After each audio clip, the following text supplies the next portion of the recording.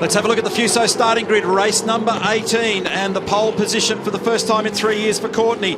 Winterbottom's got form notwithstanding yesterday's drama. He's quick here. So's Will Davison. Fabian Coulthard's done a much better job in this one. Then it's Jamie Whincup, and how about Tim Slade?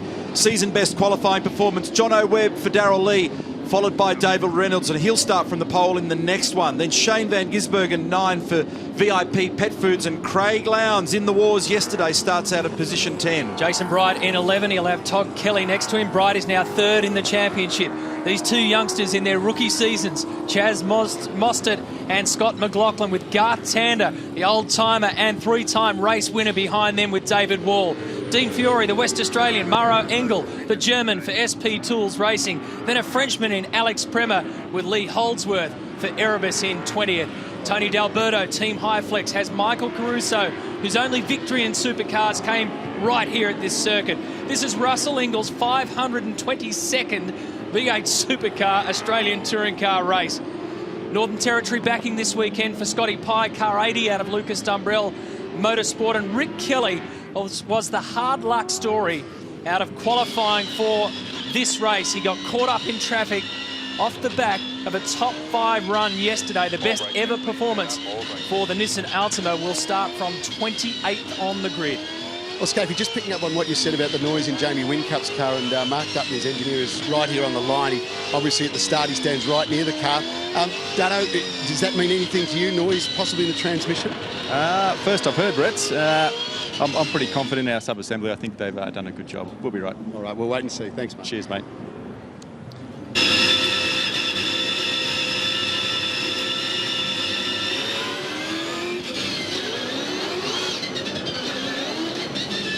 So we're on board with the two guys on the front row of the grid.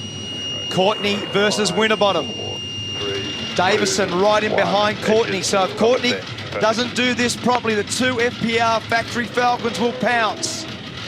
Saw evidence yesterday of Jamie Whincup being able to stay on the outside at turn 1 and make it stick, which gave him the inside running for the critical right-hander at turn 5.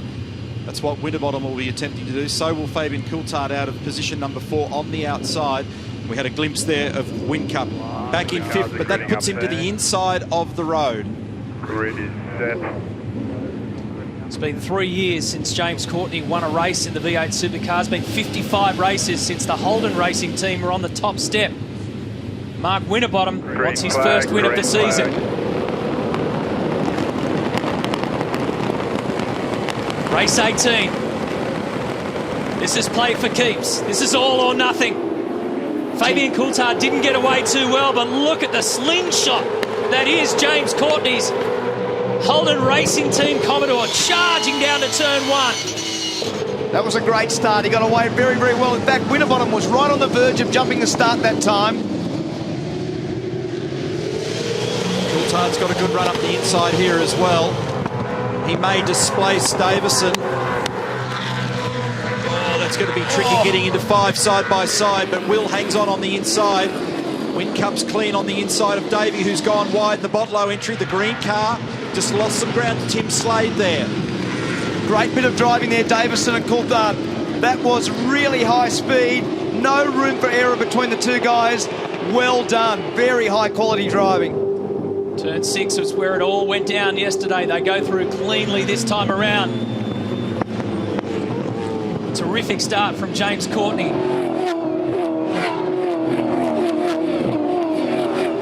That was a great jump. Huge pressure on Courtney to do that. He got away perfectly. As good a pole position start as we've seen for a long time. That was very, very good in terms of its first and second stage wheel spin. On board now with Coulthard, right behind Davison. Down here at 265 kilometres an hour. Getting the run on him just makes the limiter. Not quite close enough to get down the inside. And now Winterbottom puts the pressure on Courtney also. See Engel back at the final corner at turn 14. Remember, he's on the softer tyre. He had a look up the inside of Mostert, but decided it was better not to do it. And now Winterbottom has ranged quickly onto the back of James Courtney. It takes a couple of laps for tyre temps and pressures to normalise and brake temps to come up. Here comes Frosty, look to the inside, Courtney covers. All 4 now have tightened up in this lead bunch. Coulthard's going with them. Looks like they've made gains with that car overnight. Courtney had to block pretty hard going into turn 6. Reynolds around the outside with Slade. You've got to be very careful up here. Again, there's not much road. There'll be contact here. You can't get the two cars through there like that. And Van Gisbergen now. He does a very, very good job. So does Todd Kelly. They all pounce on Slade. Well, Jono Webb has already got past David Reynolds, so one of the Techno Autosports Commodores has already made a leap. Now the other goes with him. They've been working in tandem. Craig Lowndes has a look down the middle of this long main straightaway. Oh, that was close too. For Dean Fiore, the Dodo Insurance car is coming through on soft tyres. Fiore and Ingle on soft tyres.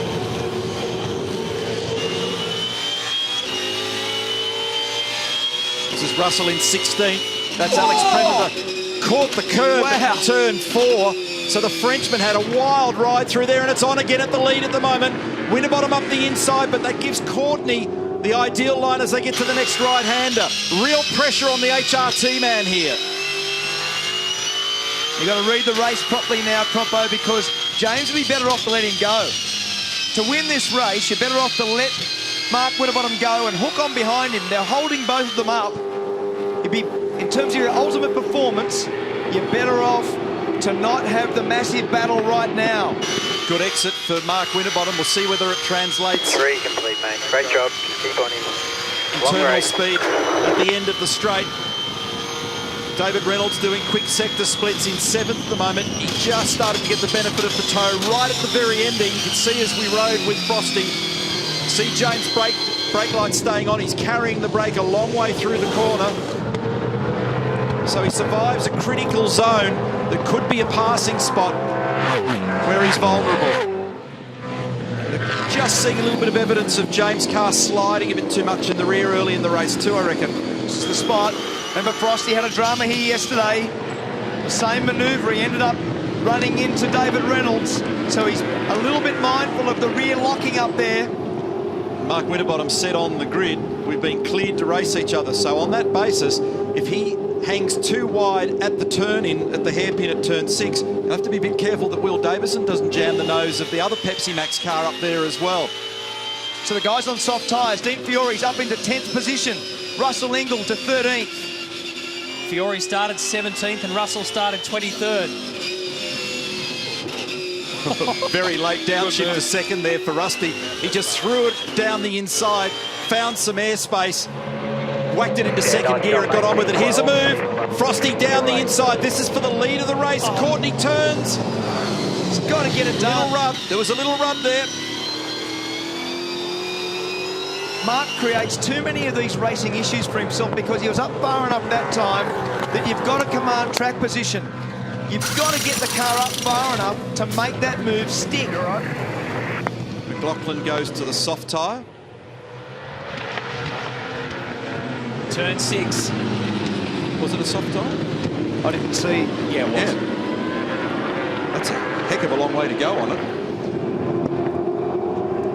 Dean Fiore, not surprisingly, on the soft, is the fastest man in the race, a 1:11.45. He grabs another spot and moves inside the top 10.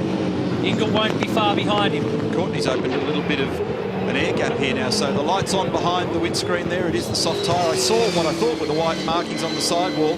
Pretty hard to see them, but you can see the orange light illuminated. Here's the gap again. This last lap, Courtney's actually opened up some airspace. 0.6 last time through, and I think it even opened a little bit further. And doesn't being in the lead make a difference? We saw Whincup yesterday in the lead dominate this race. As soon as you're back in the pack a little bit, Whincup started 5th, is still 5th. He's not fast enough at this point to put any pressure on Coulthard. In fact, Jonathan Webb's putting pressure on him. So Ingle now down the inside of Tim Slade. That is for 11th spot. Great job, Russell Ingle. Fiore got past Shane Van Gisbergen there. He saw him coming down to turn 1. Knows that he's on the softer tyre. Maro Engel, however, is on the grass. He was in 23rd position. And just to get yourself into perspective on the lap time, that's Webb down the inside. 4th position, up to 5th. Good pass, well done.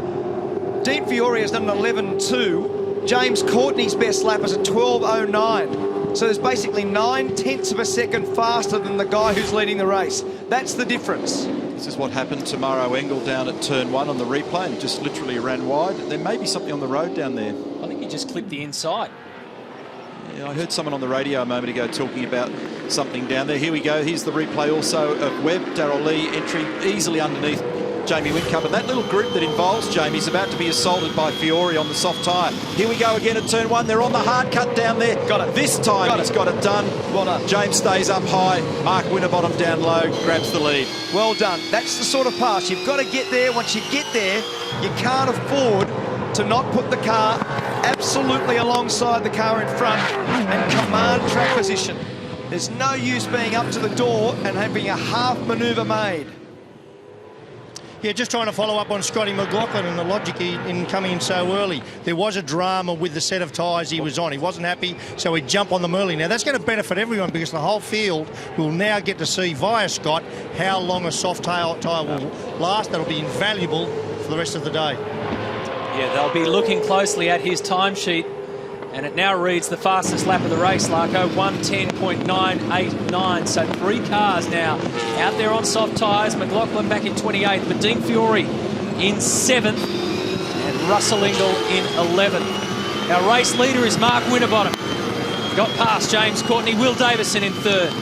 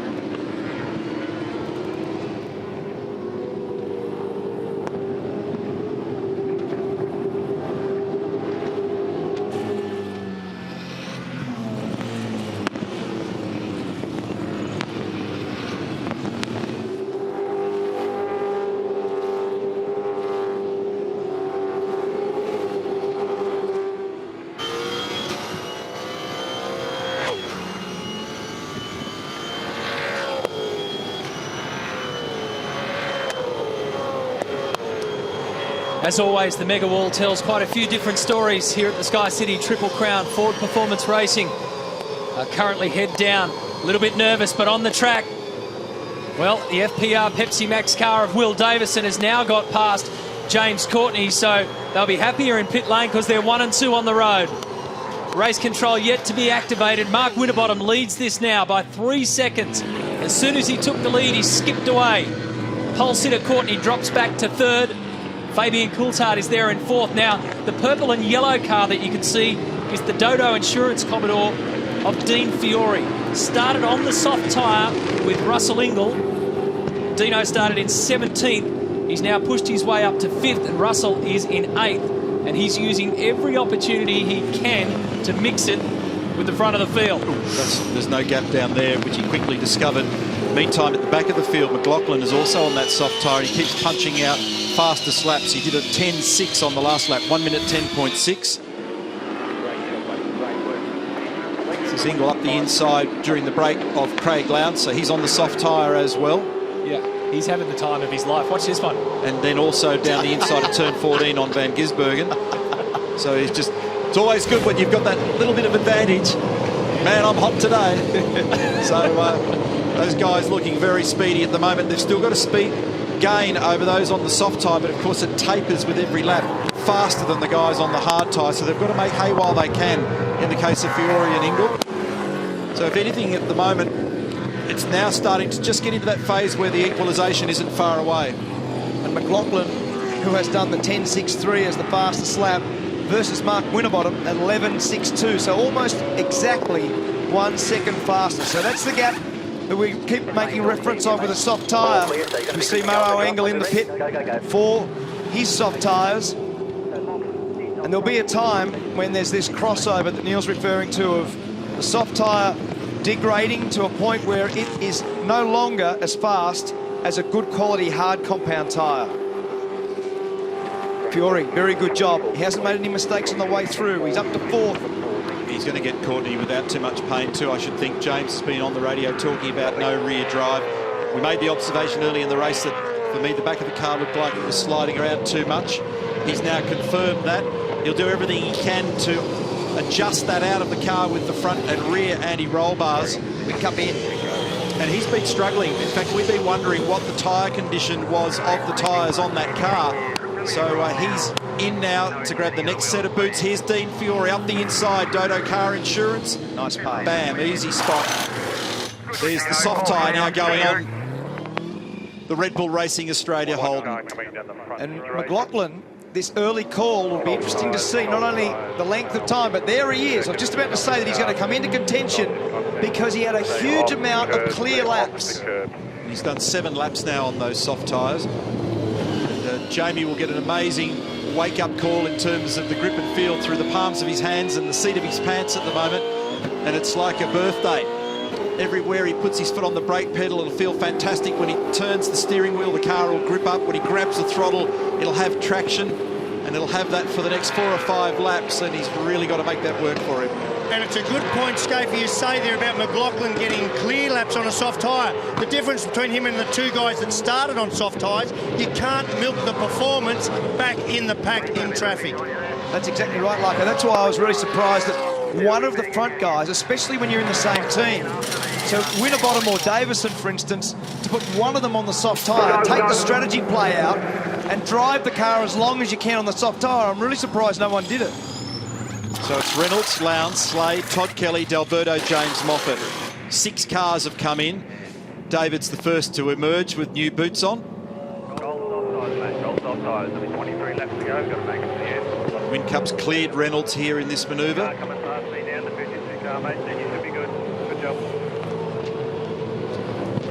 So McLaughlin's last lap was an 11 dead still. So that's 8 laps on them. He's actually making them live pretty well at the moment. But remember, we always say these tyres, the terminology is they fall off the cliff.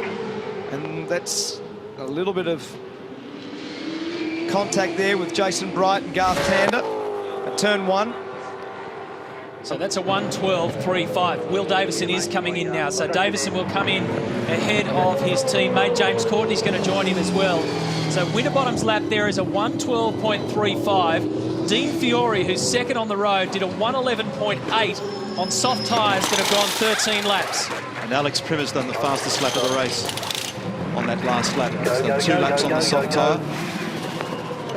And Courtney stays behind the Pepsi Max car. Here's Jason Bright in for softs as well.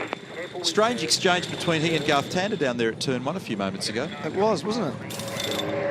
It's one of those unnecessary contacts. You don't really need to do that. This is critical. Damage. So this is McLaughlin. We said how much this was going to advance his position in the field, so he actually gets by the man who was second in the race. That's how far he's come forward. However, he's been on the tyre for so long that his tyre will degrade as Davison comes back at him. Gets the value of the undercut, gives him track position, but does he have the longevity? That's the question. Here's Winterbottom in now, race leader. Had a 4.2 second lead from Dean Fiore, who's marched through the field. straight run in.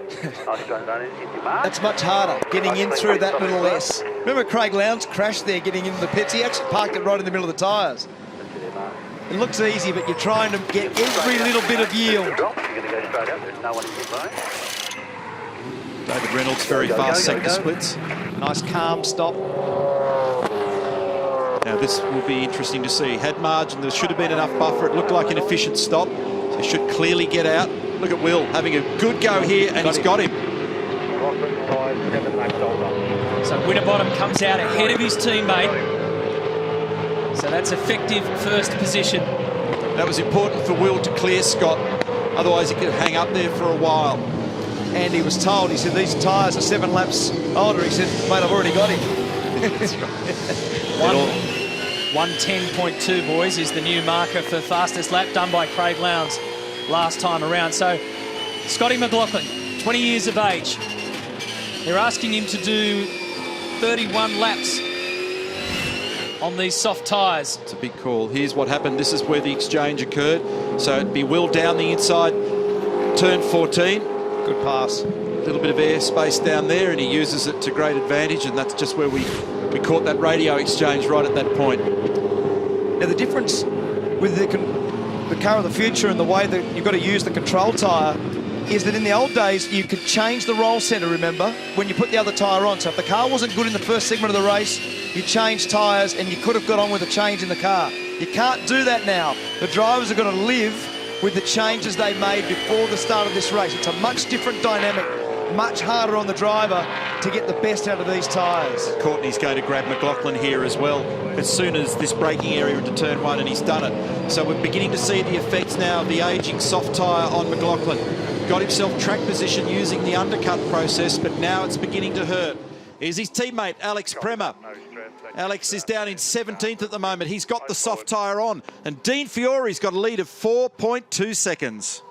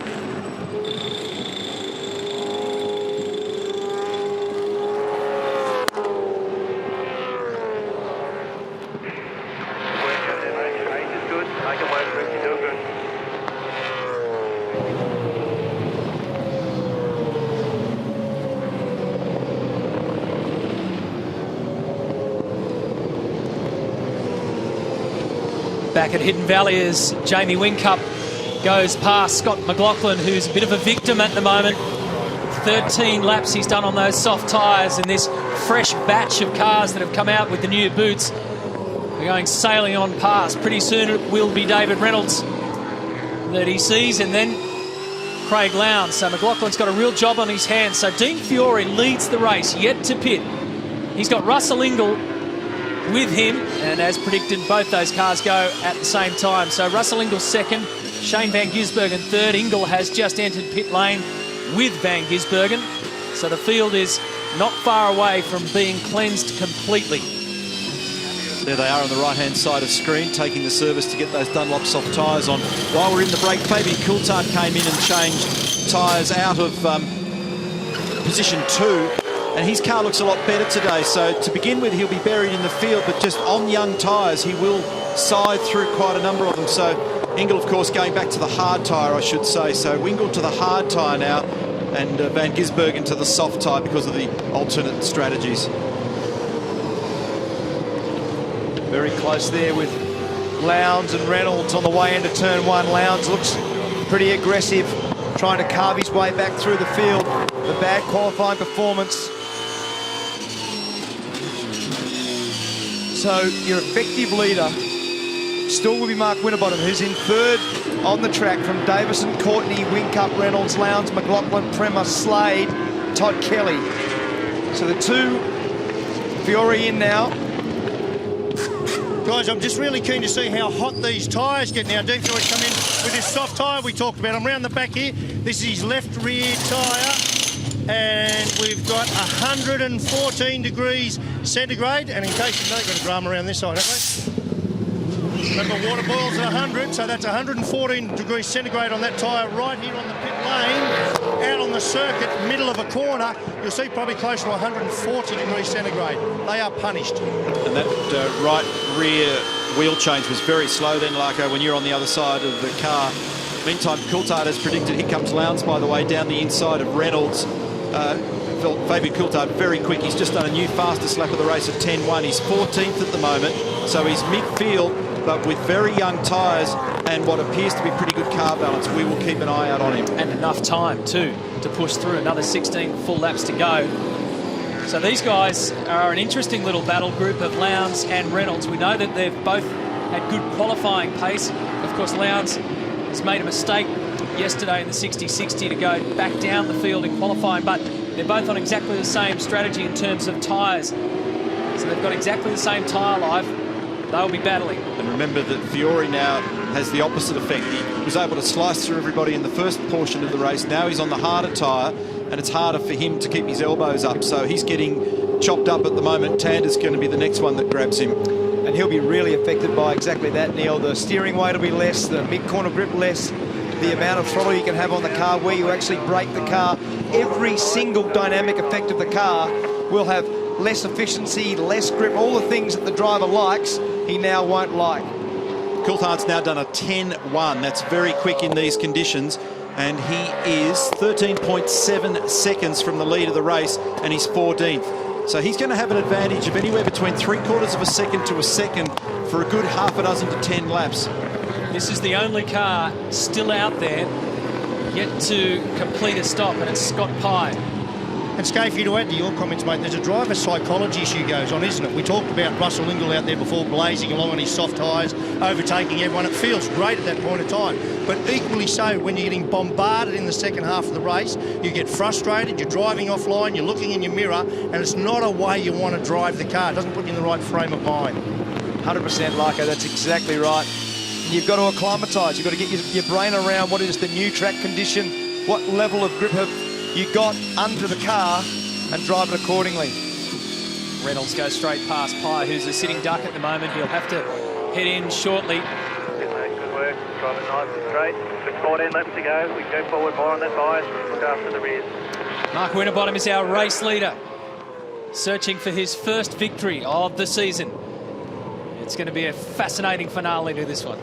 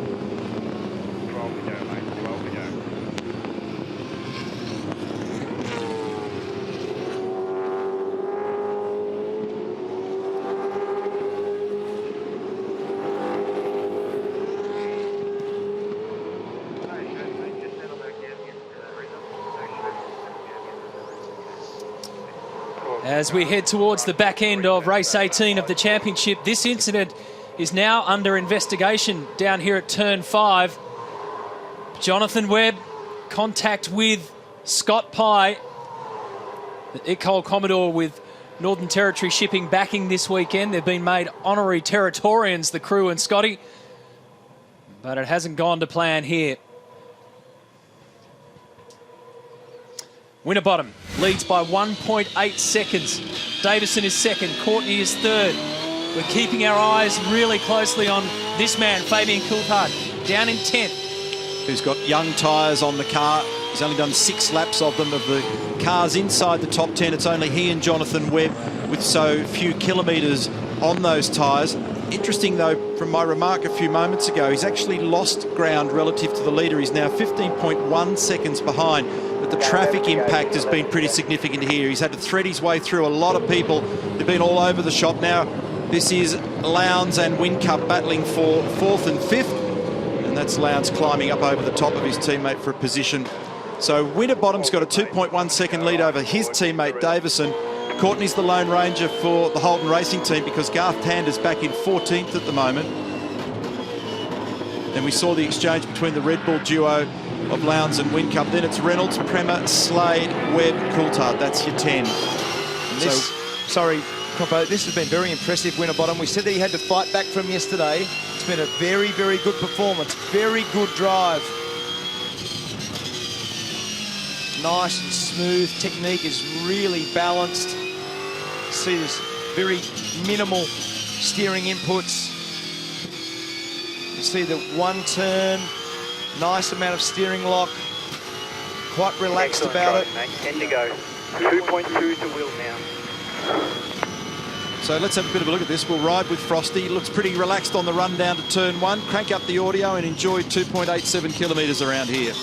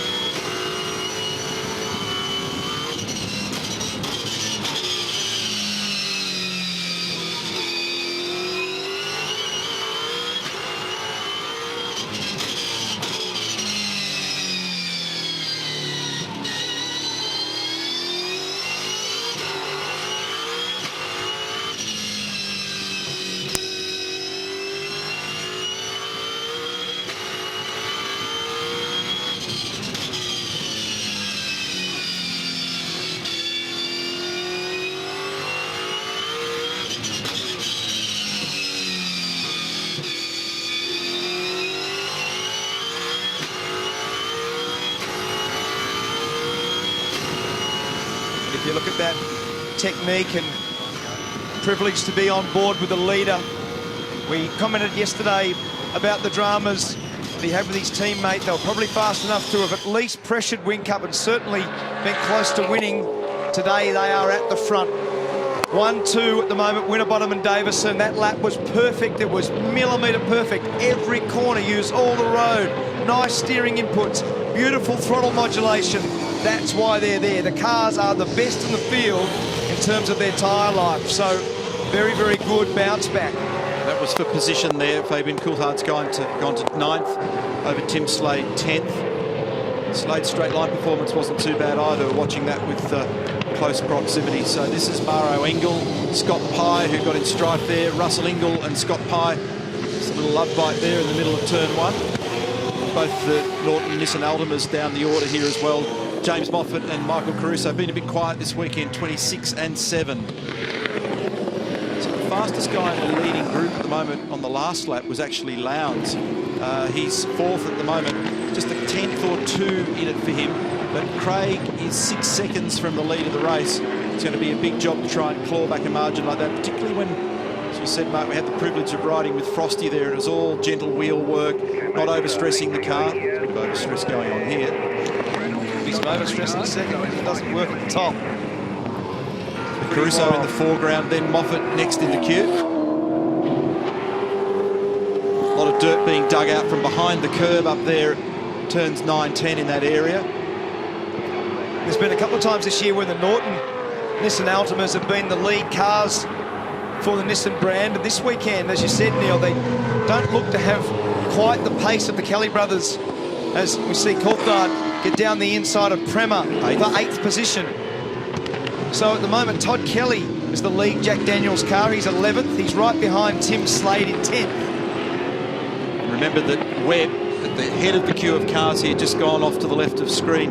His tyre age is the same as Fabian's. So those two guys, Jonathan Webb, car 19, on screen at the moment for Darrell Lee, and Fabian Coulthard, both those guys grabbed tyres at the same time. So they've now done 10 laps apiece on their Dunlop soft tyre. And Webb's probably had better performance than Coulthard, hasn't he? He's actually increased the gap. He has. Since they've come out. So that's a very good performance. We said yesterday Jonathan Webb's performance was good. This is another rehash of that. He's in 6th position. He's catching Whincup. He qualified 7th. Lowndes is catching Courtney for the bottom step of the podium. In fact, if anything, Coulthard and BJR and Lockwood running him long may have actually hurt, because when you look at the fact that he qualified 4th and he's now battling in 8th, it hasn't played well for them.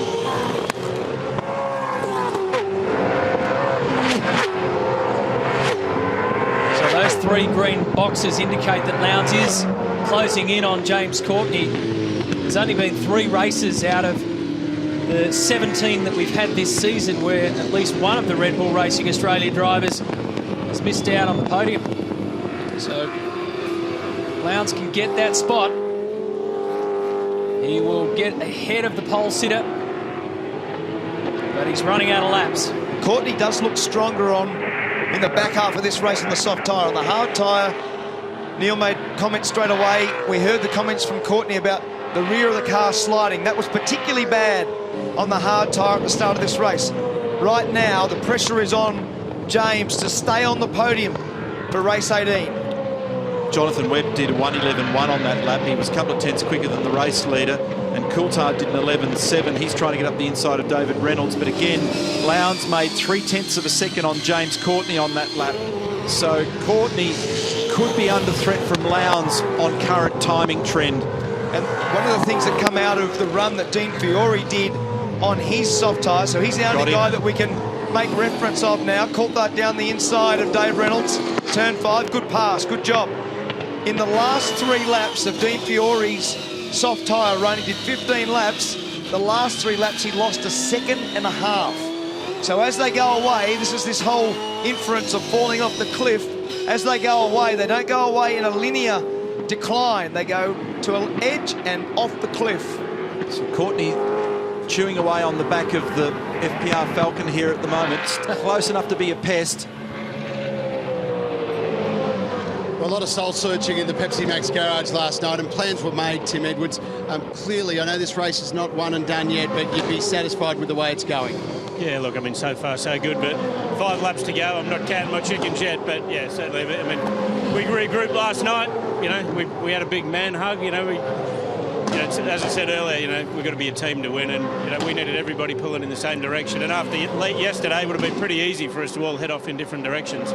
And I think what's going on at the moment demonstrates that we did a good job of that last night. I mean, as you say, it's not over yet, but I think we've got fast cars. We've had fast cars all year. We just haven't executed on a few occasions. So hopefully we can do that today. Tim, speaking of fast cars, can Will hold out James Courtney? I think so. There's a fair bit of time management going on by all of them at the moment.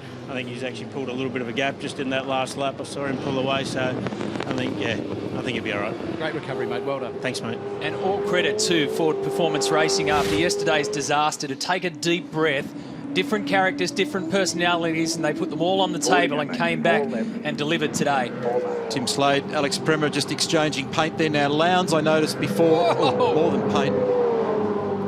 Lucky didn't end up, actually half a chance to pop the tyre off the rim there, but lucky didn't end up breaking the front left suspension. Here it is again from the other angle. Looks pretty violent.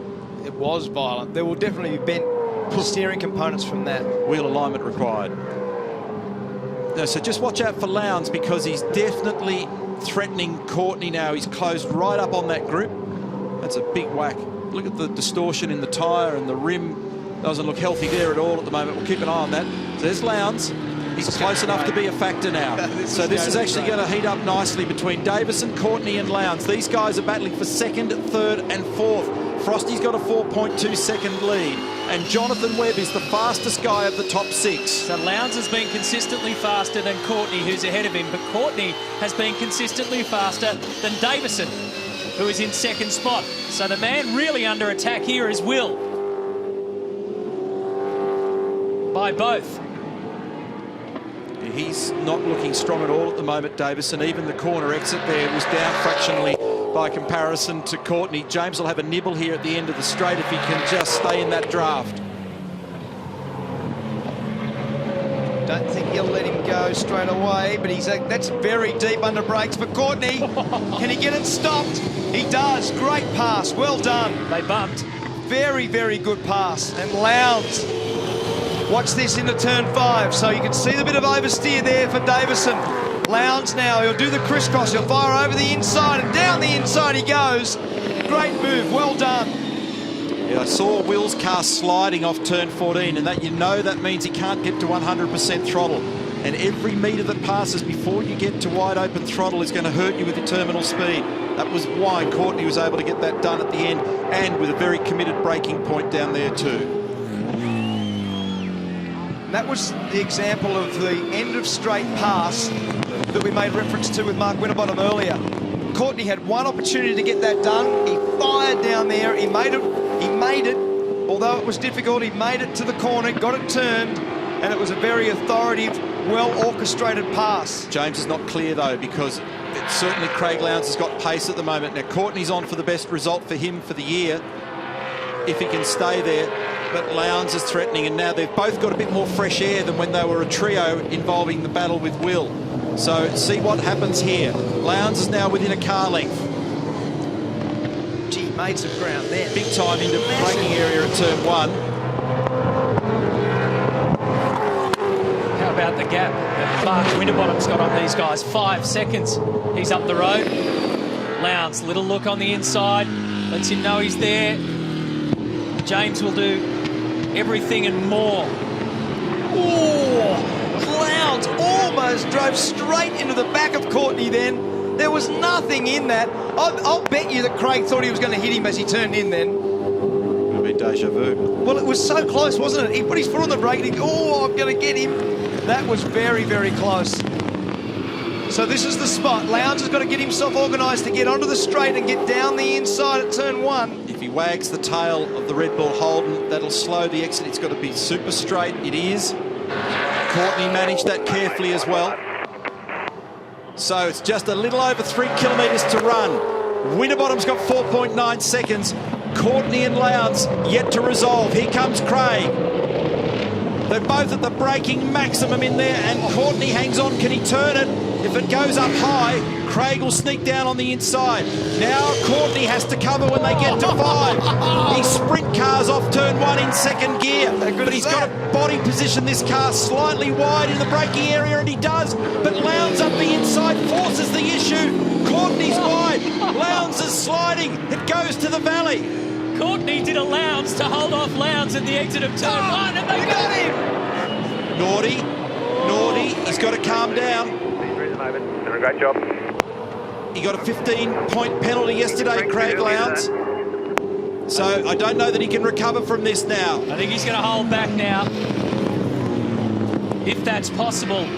But either way, Mark Winterbottom goes marching towards his first race victory of the year, and the first for him in more than a year. They wanted to come back out on the road to redemption, and they've done it today, Ford Performance Racing. Fantastic fight back, and what a great battle between these two guys. Courtney and Lowndes, very, very high quality stuff. James Courtney's best finish of the year. Not much to play with in the end there, but good call and strategy. He didn't have much to play with car-wise, but he certainly found a willing partner for the last lap in Craig Lowndes. Great job, Mark Winterbottom. Congratulations. That's a terrific win, personally, for the team, of course, and for Ford. You watch this. This is already unfolded by the time they get up here into turn 5. Ooh. Yesterday, Lowndes at that spot went careering into the back of another HRT Commodore, but it was Garth Tander. And that one was close to unravelling it all. So Winterbottom becomes just the second Ford driver to win in 2013, along with his teammate Will Davison. took out race 8 in New Zealand. And that's the big breakthrough now for Frosty, isn't it? After all those near misses earlier this season and all the talk about how long it's been between drinks. Jamie Whincup finishes 5th. Fabian Coulthard pushed up, but ended up in 7th, and Davey Reynolds inside the top 10. Chaz Mostert in 17th. Alex Davison there in 20th. Played a different hand for Dean Fiore and Russell Ingall. Russell would finish in 26th, and the gamble for Scott McLaughlin to go out there and ask that kid in that car to do that many laps on a soft tyre against this bunch was way too much. Well, that's a great story for these guys. We all saw it unfold yesterday. It was all there in front of us. And like I said before, Ford Performance Racing as a team put it on the table last night, late last night. It was a disastrous day yesterday. There's no other way to describe it. And to come back here, to piece together the damage done to the cars and the fragility of their mindset is the way to bounce back. His last win was at Phillip Island last year, back in May. So over a year now, Mark Winterbottom has had to wait for what is now his 21st career win. Great job, James Courtney, on the podium yesterday. A step up today. And Craig Lowndes made sure we were entertained at the end.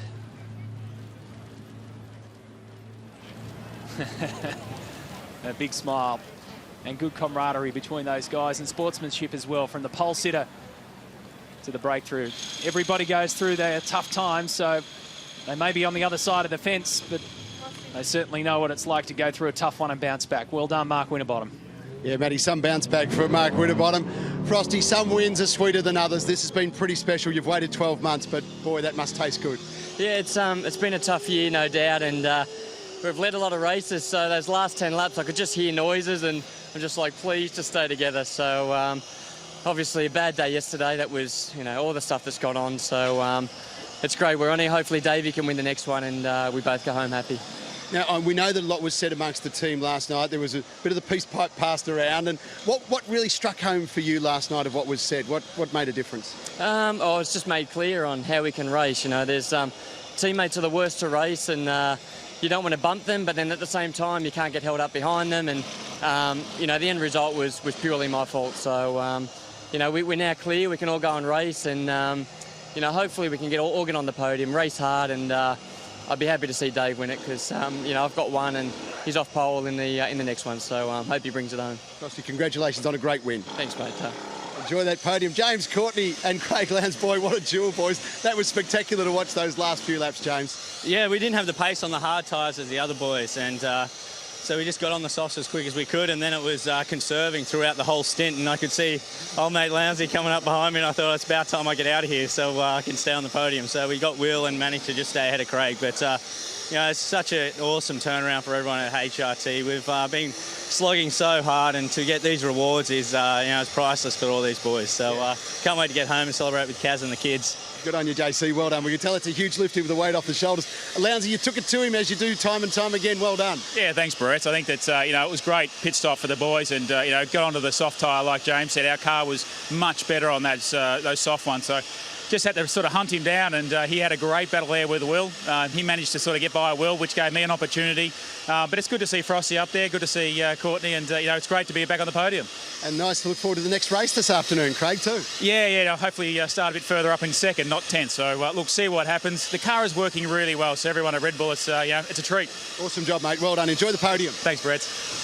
I'm keen to have a chat with this young bloke, Scotty McLaughlin. We saw him out there battling around on soft tyres for 30-odd laps, mate, and I want to talk to you about that. But just firstly, before I saw you get out of the car and you walked around and shook the hands of all your guys on your team, even though it was, I guess, a crappy result. And I think that's a sign of a future champion. Well done, great style. What was it like battling around there for 30 laps, mate? Basically, like, I felt like I had no tyres at all at the end. It was tough, but, you know, that's what happens. We had I flat spotted a tyre on the hard tyres, so we had to pit and put the softs on, and, you know, sort of, I try to look after them as much as I can, but it's too much on them, so, yeah, oh well.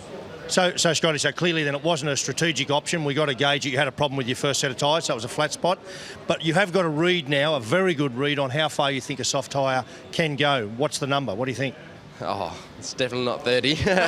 But 20, 25, I'd say. I think it can do a little bit more, but probably 20 laps is the maximum, man. Those last 10 laps were so hard. So if you're lap 20, you're battling around the last lap, you're looking all right. But, yeah, not 30 laps. Don't do that. All right, buddy. Good luck for the next one. Yeah, thank you. Cheers. He's earning his money this weekend. Came in here with a bit of a flu, and now he's been asked to do the hardest job of the day, and that just shows what tyre life is left. So the championship picture looks like this. 227 points is now the difference. Will Davison moves back up into third, and Jason Bright moves down to sixth. James Courtney has gained a couple of spots to move up to seventh after finishing on the podium, which is where we can head right now with our birthday boy, Mark Beretta. The 2013 V8 Supercars Sky City Triple Crown Darwin, race 18 of our year. Would you please congratulate in first place for Pepsi Max Crew FPR Ford, Mark Winterbottom. In second place for Holden Racing Team, James Courtney. And in third place for Red Bull Racing Australia, Craig Lowndes. Representing the winning team, Pepsi Max Crew FPR Ford, is James Small. Making the presentation of the third place trophy is Brett Felice, the special event and sponsorship manager from one of our great sponsors, Cooper's Brewery. Presenting the second place is Tony Mayle, the Chief Executive Officer, Tourism Northern Territory.